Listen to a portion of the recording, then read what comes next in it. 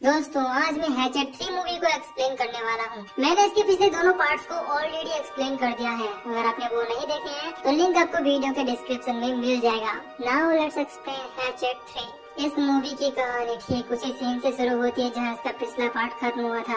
Mary Beth ने Crowley के चेहरे पर शूट करके उसे काफी बुरी तरह से खराब कर दिया था। अब वो उसे मरा समझकर यहाँ से जाने लगती है। इसी बीच हम देखते हैं कि क्राउली मरा नहीं है और वो वापस से जिंदा हो गया है। वो जंगल में चेक करती है कि शायद कोई बच गया हो, लेकिन वहाँ उसे कोई नहीं मिलता। यानी क्राउली ने उन सभी को मार दिया था। आगे जाने पर उसे 2 हंटर्स की लाश मिलती है जिन्हें क्राउली ने बेरहमी से मार दिया था। यहाँ उसे फिर से क्राउली की आवाजें आने लगती है। मैरी बेथ जल्दी से वहाँ पड़ी एक कटर मशीन उठाती है और उसे स्टार्ट कर देती है। तभी वहाँ क्राउली आ जाता है और उसे पकड़ लेता है।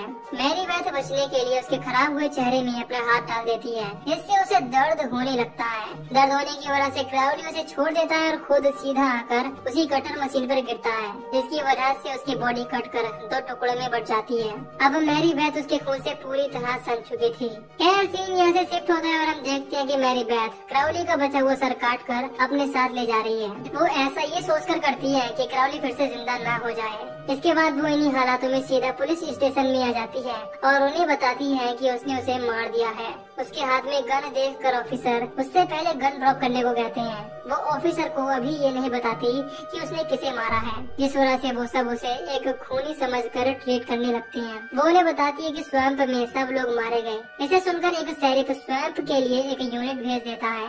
इसके बाद लेडी ऑफिसर उसे नहलाती है और उन्हें पता चलता है कि उसकी बॉडी पर एक भी जख्म का निशान नहीं है। वो ऑफिसर को बताती है कि इसकी बॉडी पर जो खून लगा है वो इसका नहीं है। अगले सीन में शेरिफ मैरी बेथ की फैमिली से बात करने की कोशिश करता है, लेकिन वो उन्हें बताती है कि उसकी फैमिली को पहले ही क्राउली ने मार दिया। वो आगे उसे क्राउली के बारे में बताने लगती है, लेकिन शेरिफ उसकी किसी बात पर यकीन नहीं करता।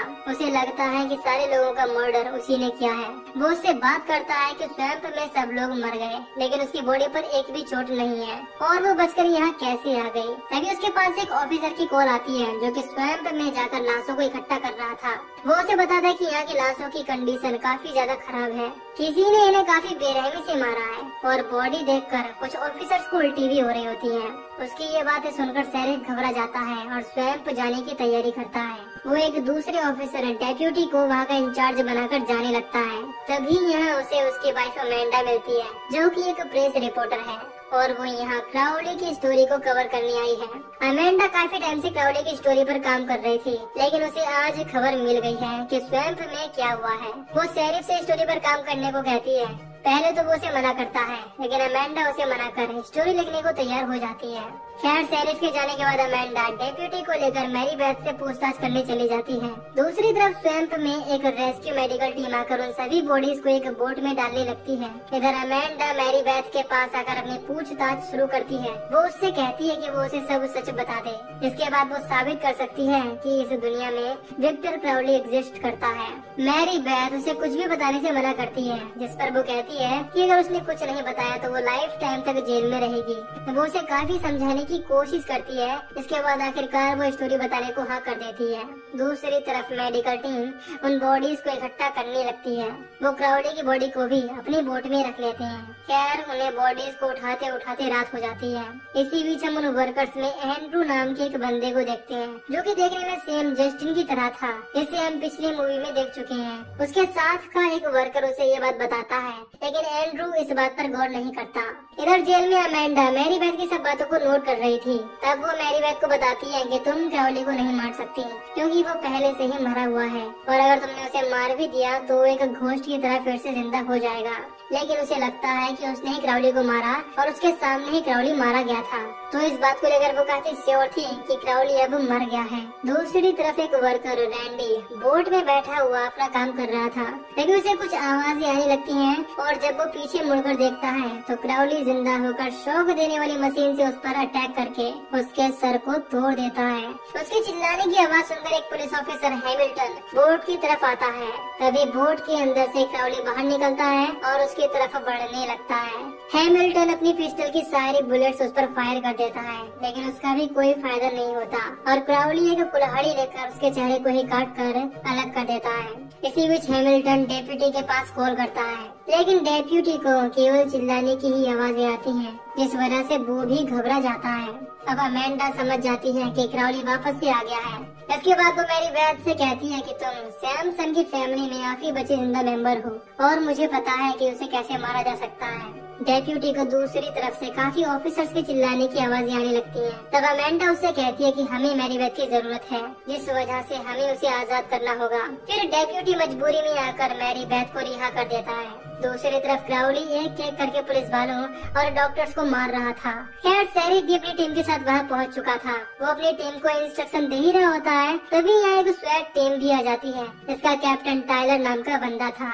वो यहाँ आते ही पूरी कमांड अपने हाथों में ले लेता है और सबसे कहता है कि उन्हें जंगल में कोई भी दिखाई दे तो उसे मार देना। इधर अमेंडा डेप्यूटी और मेरी बेथ को लेकर ओजोना नाम की जगह पर जा रही थी, जहाँ थॉमस क्राउली के बारे में जानकारी मिलेगी। दूसरी तरफ टाइलर शेरिफ से यहाँ की हालतों के बारे में जानकारी लेने लगता है। तब वो उसे बताता है कि यहाँ एक विक्टर क्राउली नाम का घोस्ट सबको मार रहा है, लेकिन टाइलर को भी क्राउली की स्टोरी पर यकीन नहीं था। खैर वो सबके साथ मिलकर जंगल में आगे जाने लगता है, जहाँ उन्हें डेड बॉडीज काफी बुरी कंडीशन में मिलती हैं। इन्हें देखकर एक पुलिस ऑफिसर शेनिडरमैन ये देखकर घबराने लगता है और वो आगे जाने से भी मना करने लगता है, लेकिन टाइलर उसे चुप कराता है और साथ चलने को कहता है। इधर डेप्यूटी रास्ते में गाड़ी रोक लेता है और अमेंडा से पूछने लगता है कि वो आखिर कहाँ जा रहे हैं, बल्कि उन्हें तो अपने साथियों के साथ स्वैम्प में होना चाहिए उनकी हेल्प के लिए। तब अमेंडा बताती है कि वो एबॉट नाम के आदमी के पास जा रहे हैं, जो कि इकलौता थॉमस क्राउली का रिश्तेदार है और उसी से हमें थॉमस की राख मिल सकती है, जिसे मेरी बेथ अपने हाथों से क्राउली को देकर हम सबको बचा सकती है। अमेंडा का आइडिया सुनकर डेप्यूटी उसकी बात पर एग्री हो जाता है और वो एबॉट के पास जाने के लिए निकल जाते हैं। दूसरी तरफ टाइलर और बाकी सबको आगे जाने पर मेडिकल टीम का मेंबर एंड्रू मिलता है और उन्हें बताता है कि हमें जल्दी से यहाँ से निकलना होगा, नहीं तो क्राउली हम सबको भी मार देगा। उसकी बात सुनकर शेरिफ कंट्रोल रूम में फोन करके मिलिट्री को यहाँ आने को कहता है, क्योंकि अब वो ही सिचुएशन को हैंडल कर सकती हैं। लेकिन टाइलर फोन पर कहता है कि यहाँ पर सब हमारे कंट्रोल में है, इसीलिए वो किसी मिलिट्री को ना भेजे। अब टाइलर को लगता है कि वो अपनी टीम के साथ यहाँ सब कुछ संभाल सकता है। उसकी ये बातें सुनकर सेनेटरमैन कहता है कि वो मरना नहीं चाहता, इस वजह से वो यहाँ से जा रहा है, लेकिन टाइलर उसे जाने नहीं देता। तभी उन्हें झाड़ियों में कुछ हलचल दिखाई देती है। इसके बाद सभी उस तरफ फायरिंग शुरू कर देते हैं, लेकिन बाद में उन्हें पता चलता है कि सिर्फ एक जानवर का बच्चा था। तभी उन्हें क्राउली की आवाजें आने लगती हैं, जो कि पहले की ही तरह अपने डैडी को बुला रहा था। इसके बाद टाइलर अपनी टीम को लेकर क्राउली के घर की तरफ आ जाता है। तभी घर में से क्राउली एक आदमी को अंदर खींचकर मार देता है। फिर वो एक रस्सी की मदद से एक लेडी ऑफिसर को अपनी तरफ खींचने लगता है। सब ये देखकर उस घर की तरफ फायरिंग शुरू कर देते हैं। इसी बीच शेरिफ उस रस्सी को अपनी गन से शूट करके काट देता है और उसे उठाने लगता है, लेकिन तभी क्राउली अंदर से उसके मुंह में अपना हाथ डालकर उसे अंदर खींच लेता है। इसके बाद वो सब फिर से फायरिंग शुरू कर देते हैं। काफी टाइम तक फायरिंग के बाद टाइलर फायरिंग रोक कर सबसे कहता है कि वो उसे चारों तरफ से घेर ले। तभी घर के अंदर से क्राउली बाहर निकलता है और ऑफिसर को अपनी कुल्हाड़ी की मदद से बेरहमी से मारने लगता है। तभी क्राउली के पास कई ऑफिसर आकर उसे मारने लगते हैं, लेकिन उसका कोई फायदा नहीं था। क्राउली काफी ज्यादा पावरफुल था। इसके बाद वो उन सभी को उठाकर फेंकने लगता है। फिर वो एक ऑफिसर को उठाकर उसे बीच में से फाड़ देता है और बाद में एक एक करके सबको मारने लगता है। टाइलर भी उस पर फायरिंग करता है, लेकिन उसके पास की बुलेट सब खत्म हो चुकी थी। इसके बाद वो क्राउली से हैंड टू हैंड फाइट करने चला जाता है, पर क्राउली उसके पेट में हाथ डालकर उसकी रीढ़ की हड्डी को ही तोड़ देता है और बाद में उसके अंदर के सारे बॉडी पार्ट्स ही बाहर निकाल लेता है। इसी बीच सेनेटरमैन जल्दी से आरपीजी लेकर क्राउली की तरफ शूट कर देता है, जिसकी वजह से वहाँ एक बड़ा ब्लास्ट होता है। यह देखकर सेनेटरमैन खुशी मनाने लगता है कि उसने क्राउली को मार दिया। वो इतनी जल्दी मरने वाला नहीं था। वो जलते हुए घर से बाहर निकलता है और एक लकड़ी को सेनेटरमैन की तरफ फेंकता है, जिससे वो वहीं गिर जाता है। इसके बाद क्राउली उसके पास आता है और उसके हाथों को तोड़कर अलग कर देता है और बाद में उसके सर पर पैर रखकर उसे कुचल देता है। अब वहाँ केवल 3 लोग बचे थे, एंड्रू, शेरिफ और स्वैट टीम की मेंबर मिकेला। वो तीनों उससे बचकर बोट की तरफ जाने लगती हैं। इधर अमेंडा एबॉट के घर पर पहुंच जाती है और उससे थॉमस क्राउली की राख मांगने लगती है, लेकिन एबॉट उसे देने से मना करता है। इसके बाद अमेंडा मजबूरी में आकर डेप्यूटी से गन छीनकर एबॉट पर पॉइंट कर लेती है और वो राख लेकर वहाँ से निकल जाती है, जो कि एक मटके में थी।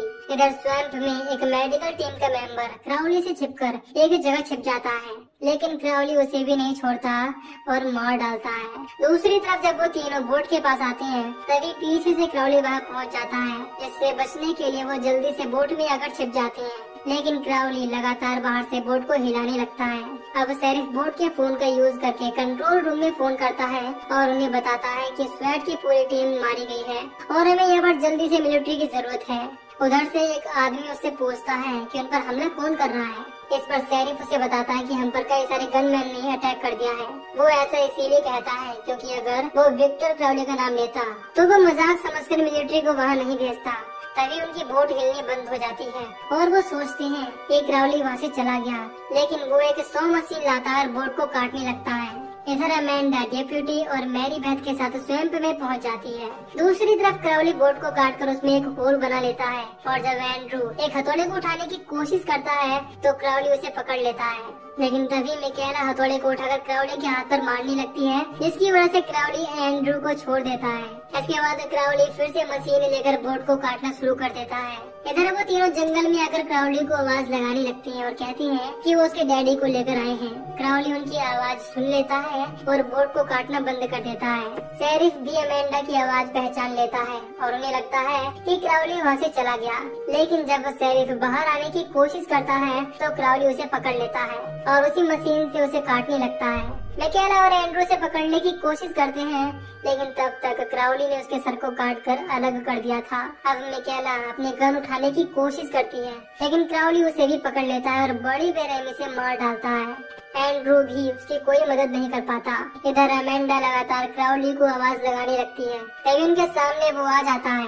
अमेंडा मैरी बेथ से कहती है कि वो खुद आगे जाकर उसके फादर की राख उसे दे। इसके बाद वो उसके पास जाती है और अपने फादर के लिए उससे माफी मांगने लगती है। अब जैसे ही वो राख को उसके सामने रखती है वो मैरी बेथ की तरफ बढ़ने लगता है। इसी बीच डेप्यूटी उस पर गन से फायरिंग करने लगता है और क्राउली वहीं जमीन पर गिर जाता है। अब डेप्यूटी फिर से उसके पास जाकर उस पर फायरिंग करने लगता है, लेकिन तभी क्राउली उठ जाता है और उसे पकड़कर उसे बीच में से फाड़ देता है। अब अमेंडा फिर से वो राख उठाकर मैरी बेथ को देती है ताकि वो फिर से क्राउली को दे। इसी बीच क्राउली अमेंडा को पकड़ लेता है और एक ही झटके में उसके सर को धड़ से अलग कर देता है। मैरी बेथ ये देखकर चिल्लाती है, लेकिन क्राउली उसे भी पकड़कर एक पेड़ की टहनी में धंसा देता है। इससे उसे काफी दर्द होने लगता है। इसी बीच वो थॉमस की राख वाला मटका उसके सर पर फोड़ देती है। अब उसके ऊपर राख गिरने की वजह से उसकी बॉडी गलने लगती है।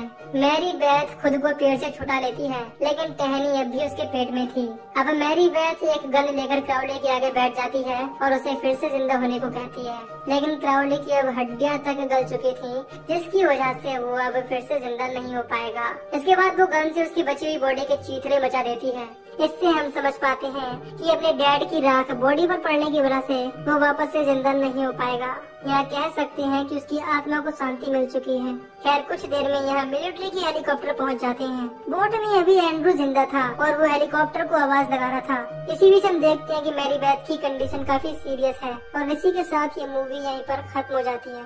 तो दोस्तों अगर आपको इस मूवी की एक्सप्लेनेशन पसंद आई हो तो वीडियो को लाइक और चैनल को सब्सक्राइब कर दीजिए। बाकी मैं मिलूंगा आपसे न्यू वीडियो में। Till then take care, love you, bye bye.